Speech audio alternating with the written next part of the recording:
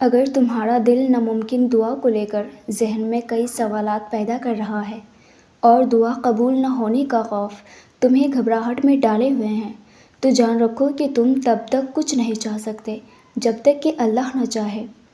تمہاری زبان کا بار بار ایک ہی دعا کو دہرانا یہ اس رب کی طرف سے ہے۔ یہ بات اچھی طرح سے جان رکھو کہ دعائیں کبھی بھی رد نہیں ہوتی۔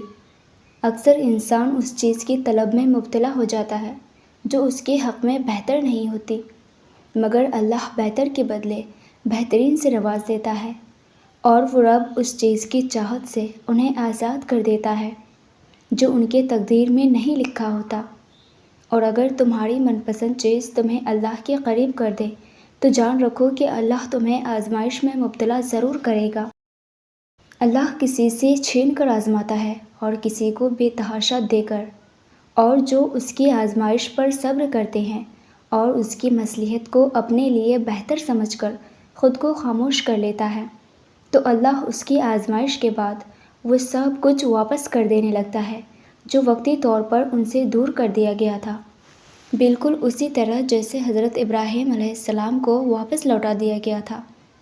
میرے اللہ کا قرآن تو خود اس بات کی وضاحت کر رہا ہے کہ اس نے گمان کیا کہ اللہ اسے مطمئن کر دے گا، اور اللہ اسے اس کے گمان سے بھی زیادہ دگنا عطا کیا۔